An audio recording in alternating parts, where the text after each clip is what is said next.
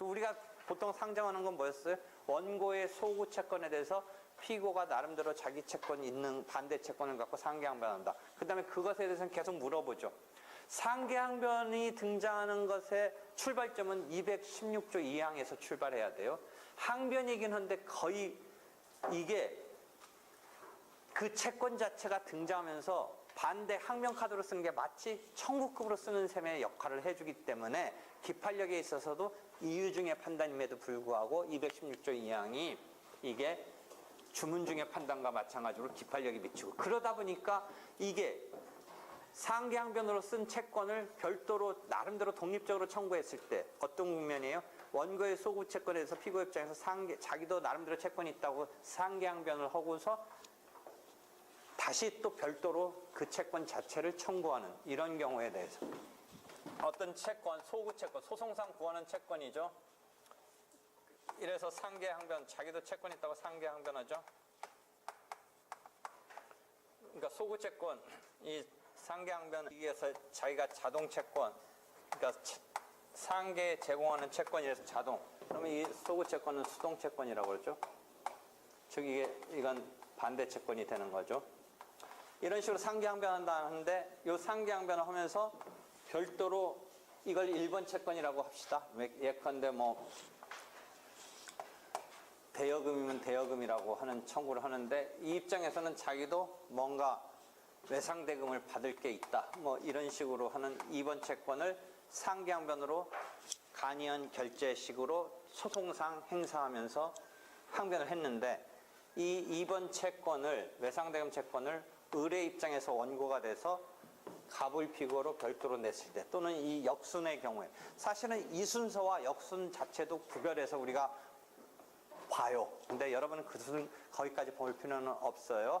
그냥 이렇게 했을 때 이게 어떤 국면이에요? 지금 물어보는 게, 지금은 이런 소송이 진행 중에, 위에 그림의 소송이 진행 중에 밑에 소송이 별도로 나왔다든지, 밑에 소송이 먼저 선행하는데 자기가 받은 소송에서 상계항변을 하고 있다든지, 그 채권을 가지고 역순의 경우라든지 했을 때 중복죄소의 국면에서 일반적으로 중복죄소에 걸리지 않는다라는 게 일반적인 입장인데, 나는 그 216조의 기판력에 있어서의 이유중의 판단이지만 이 항의 상계항변의 경우는 그 다양한 수역에 한해서 기판력이 미친다 라는 것에서 출발해서, 그럼 중복죄소에 있어서도 이게 두 개가 별도로 진행하는 것을 용납을 한다면, 즉 중복죄소에 걸리지 않는다라고 본다면 이건 이거대로 진행하고 이건 이거대로 진행하는 것을 용납을 하면, 그래서 결론이 앞 사건에서는 이 대여금 채권이 인정되고 상계항변도 인정된다든지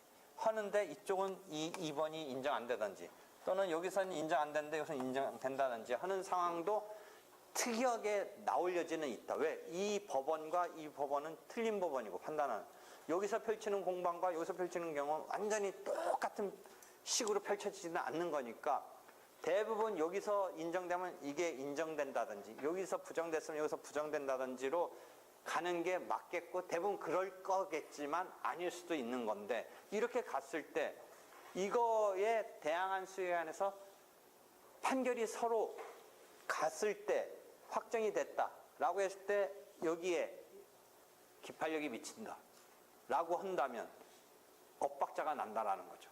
그러니까 끝끝내 이것을 지금 아직 판결이 안 나올 때까지는 중복죄소냐 아니냐 부분에서는 그냥 둘 다 병준해서 가는 것이, 즉 중복죄소가 아니라고 하는 거가 큰 문제를 일으키지는 않지만, 만약 그래서 둘 다 같다고 쳐봅시다. 갔는데 이 판결이 엇박자 났다고 칩시다.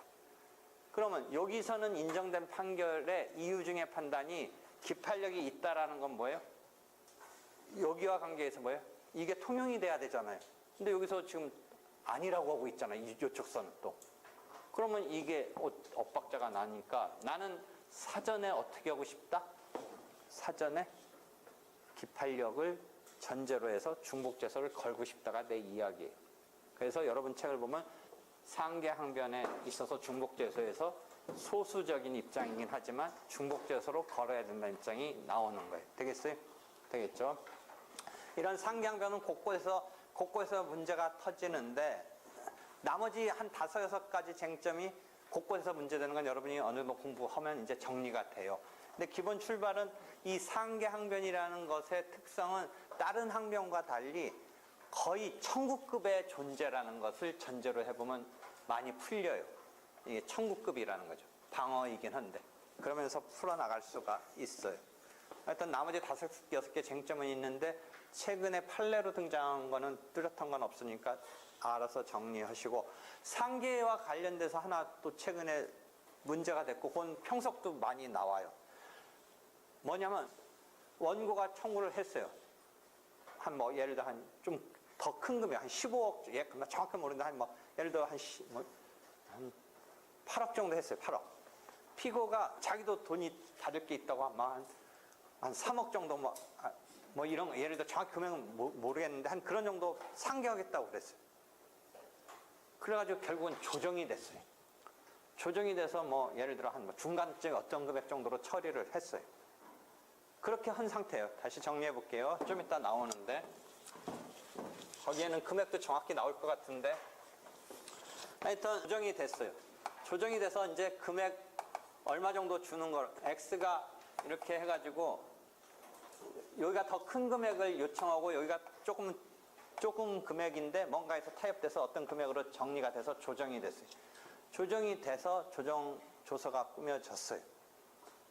그래서 이제 나중에 이제 그런데 Y가 X한테 자기가 상계에 썼던 그 정도에 해당하는 금액을 청구를 했어요. 2차전이 벌어졌어요. 그럼 여러분이 조정 조서에 담긴 내용이 상계를 감안해서 뭔가 금액이 정해져서 됐고, 결론이 그 분쟁은 상계 항변까지 감안한 어떤 조정 조서가 꾸며졌을 거라고 생각을 한다면 Y가 X한테 2차전 벌릴 거가 어떻게 돼야겠어요? 이미 그 문제는 녹아 들어갔다라고 판단하면 청구하면 안 되겠죠.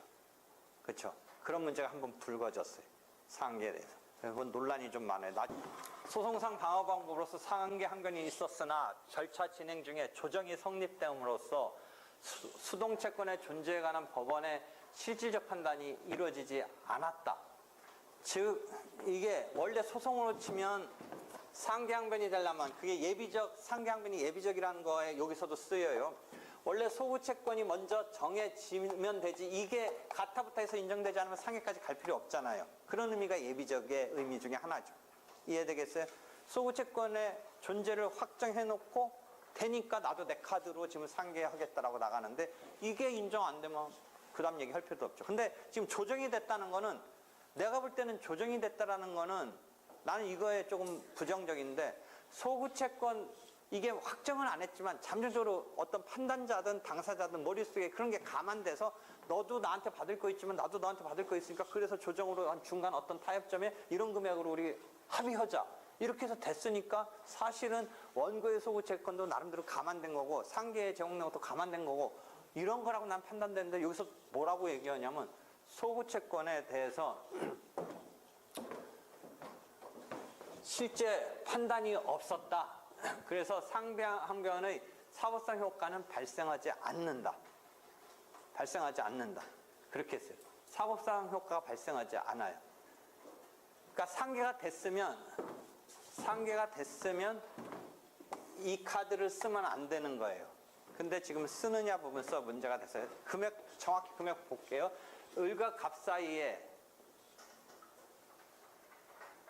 왜 을이 원래는 지금 먼저 등장했냐면 소송을 내는 게 상계 때문에 나중에 그게 피고가 되는 거라서 을이 먼저 갑을 상대로 70억이에요.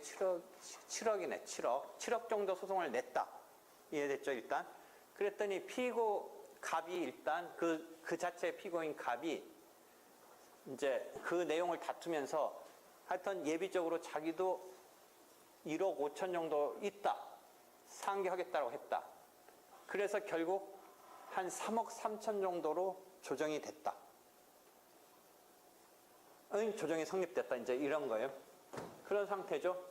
그랬을 때 이제 지금 가불을 내가 이렇게 그려놔서 그렇지, 지금 요걸 넣으려면 가불이 바뀌어야겠네. 그죠? 그 상황에. 어? 이게 을이고, 이게 갑이고. 이렇게 해서 뭔가 조정이 됐죠. 한 중간치 금액 정도로. 근데 이제 갑이 뭐라고 하는 거예요? 을한테? 갑이 을한테? 이 미지급 대금이 뭐예요? 자기가 상계에 제공한다고 했던 그 청구를 한 거예요. 그래서 채권은 소멸하는가? 내 생각에는 소구채권 감안하고 상계 감안해서 조정이 돼서 한 중간금액 됐으니까 그게 어느 정도 감안된 처리니까 이거 써먹었다고 생각하는데 이 판례가 사법상 효과가 뭐예요?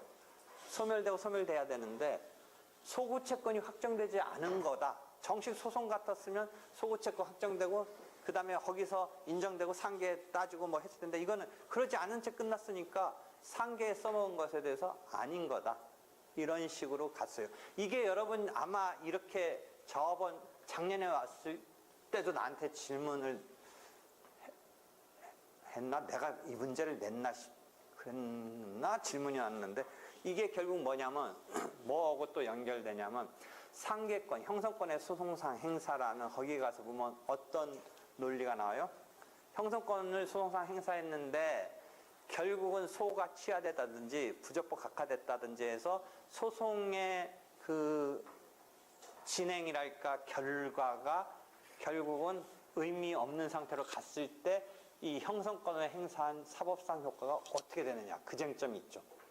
어디 부분인지 알겠어요? 공부한 사람은 그때 사법상 효과가 남는다 라는 병존설과 소송상 소외의 부적법 각하 등에 의해서 결국은 소송법적인 의미로서만 존재하다가 다 날아가 버린다. 사법적인 것은 결국 없는 거다 라는 소송행위설, 그 다음에 여러 가지 병존설, 양성설 이런 것 등이 있고 뭐 신병존설까지 가는데 거기서 사법행위를 바탕으로 해서 학설은 그 다음에 상계의 경우는 정확한 건 없었는데 해제권인가에 있어서는 사법행위설 내지는 병존설이라고 부르는 그때는 병존이라는 의미는 소송상 방어 방법을 쓰였다는 걸 전제로 하니까 사법적인 의미만을 좀 더 부각하면 사법행위설이라고 우리가 부르면서 소송법적인 방어 방법으로 쓰였다는 걸 전제로 한다면 병존이라는 말도 쓸 수 있어서 그게 사법행위설이자 병존설이라고 부르는데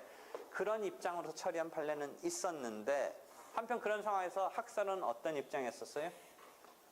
사법행위를 전제로 해서 조건적으로 소송법적인 방어 방법으로 제대로 쓰여서 소송법적인 결론을 갖다면 모를까? 거기서 그러지 못했으면 조건적으로 이게 아닌 것으로 기착되는 식으로 처리하는 신병존설이 기본적으로 학설 중에는 다수를 점하고 있는 거죠. 거기까지 정리됐죠. 그럼 이것을 마치 거기다 빗댄다면 아마 신병존설적인 입장에서도 바라보려는 입장이 있을 수는 있는데 학자들은 그 부분에서 흔쾌히 동의하지 않아요. 논란의 여지가 있는 걸 좀 밝혀줬으면 대법원이 좋은데 애매하게 했다라고 하는데 여러분이 공부하는 것에서는 혹시 신병존설적인 입장이다 라는 것으로 보는 뭐 그런 것도 있어요? 어떻게 얘기하고 있어요? 신병존설적인 입장에서도 근데 대법원은 어떻게 했냐? 소구채권이 판단이 없었다. 그러니까 이 경우에 상계가 제대로 지금 된 게 아니다. 그래서 살아있다. 아니다. 이런 문제에 있어서 사법상 효과가 발생하는 점에서 이게 아니다. 이런 식으로 지금 이것을 그런 식으로 풀어갔어요. 적극적으로 우리가 교과서에서 보는 그런 식으로 딱 맞게 설명하지 않았어요. 다만 근데 여러분이 상계권의 형성권 행사에 있어 그 쟁점이었던 것에서 신병선적인 입장에 가깝다든지 하는 하려면 할 수는 있는데 뚜렷하게 그렇게 얘기하고 있지는 않아요. 오히려 원심이 함께 소멸하였고 조정조항을 도출하였다고 판단했다. 그렇게 해가지고 대등해서 함께 소멸했다. 그 다음에 원고와 피고가 상계함까지 고려해서 조정조항을 도출했다. 그래서 그게 지금 쓰였다. 상계가 쓰였다. 이렇게 지금 판단을 하는데 하여튼 대법원에서 파기환송됐어요. 파기환송됐어요. 그래서 원심은 소송 절차 진행 중 조정이 성립된 경우 당해 소송 절차에서 제출된 상계항변의 사법상 효과 등에 대해서 법리를 오해했다. 이런 식으로 해서 원래 조정조사 효력이 지금 소구채권에 대한 완벽한 판단이 없은 채 조정이 됐기 때문에 지금 2차전으로 벌리는 이 채권에 거기에 영향을 미치지 않는다. 그러니까 소멸된 게 아니다. 그러니까 살아있다. 이런 취지의 판단을 했어요. 평석이 여러 명 붙어 있어요. 이해할 수 있어요? 여기까지 또 질문.